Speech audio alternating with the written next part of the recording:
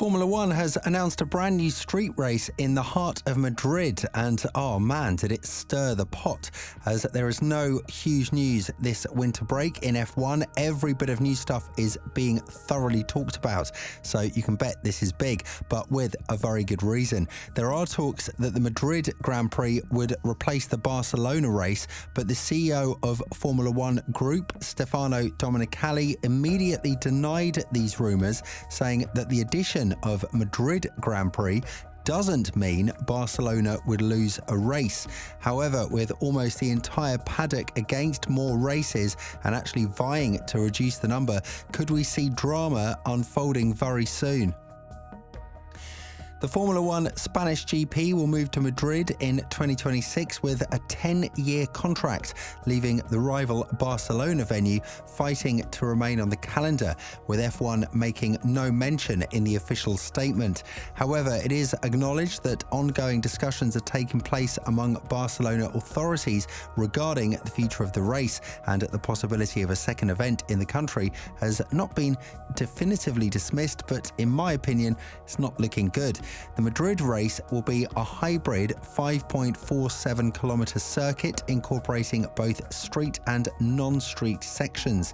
It's slated for construction around the IFEMA Fairgrounds and Convention Centre situated to the northeast of the city. Pending approval from the FIA, the track is designed with 20 corners and an anticipated lap time of 1 minute 32 seconds, featuring what F1 refers to as a premium paddock building. The venue, actually very easily accessible via public transport, will have an initial capacity of 110,000, set to be increased to 140,000 over the first half of the contract.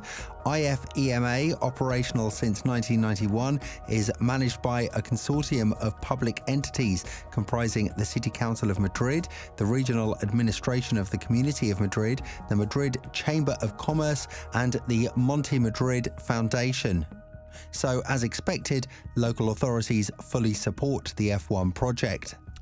Although the venue's manager stated as early as July that a deal had been reached, F1 sources at that time insisted that no formal agreement had been signed. The newly announced 10-year deal aligns with the current trend of securing long-term race contracts, placing Madrid alongside Australia 2035 and Bahrain 2036, with agreements stretching a bit further into the future. The Madrid area is familiar with F1 races, as it had previously hosted the race at the Jarama circuit on 9 occasions between 1968 and 1981. As expected, this sparked a lot of talk, primarily about the fact that we'll get another street race, which is highly unpopular, not only with the fans, but also with many of the drivers as well. Add to that the ongoing issue that a famous normal track like Barcelona could be replaced, and you've got a lot of negative comments online directed towards the FIA for allowing things like this to happen. Let's be honest though, do we need one more street track in a season already filled with them? Madrid has a great track not more than 15 kilometres away from where this Grand Prix will take place, so why not renovate and use that? I think the main reason is that Madrid will pay F1 almost twice as much as Barcelona does, so I guess there's not much else to say.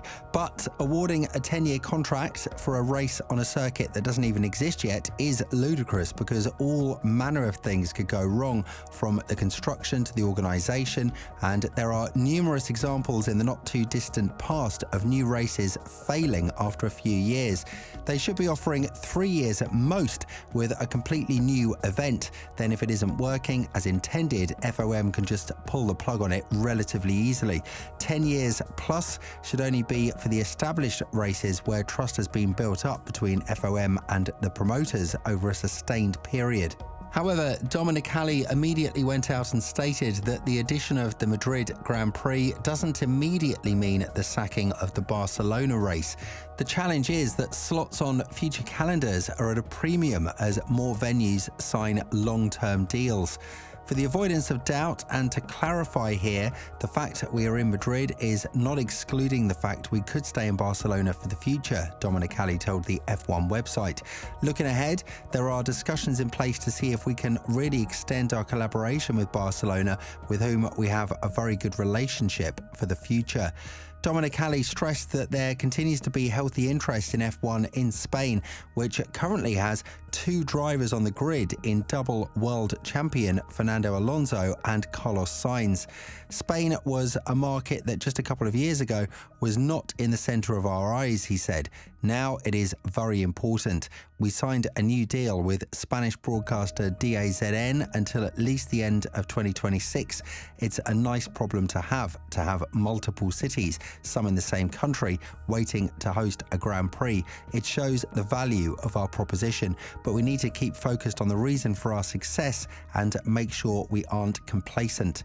Clearly, discussions with Barcelona so far have indicated to Liberty Media that the current Grand Prix was not going to offer a better financial package than Madrid was offering. So now, in such a compressed calendar, it leaves Barcelona to compete with anyone else who is either up for renewal like Spa, Imola, Silverstone, or a new location that would like to get in on this F1 game.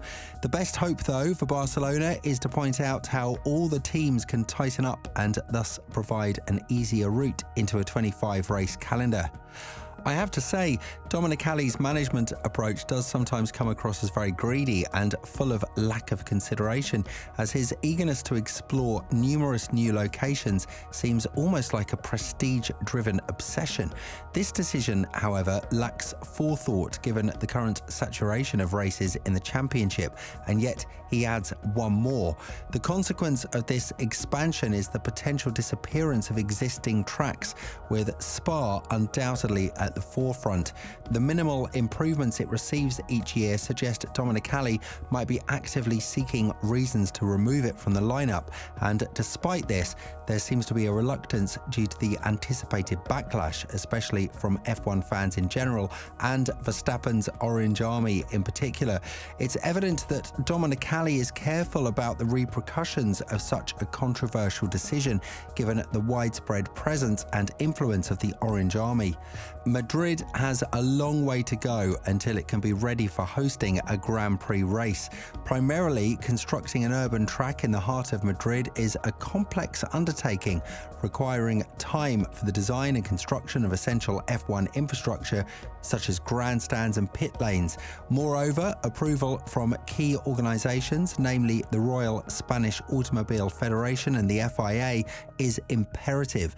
Until these bodies grant their approval, the Madrid GP cannot proceed.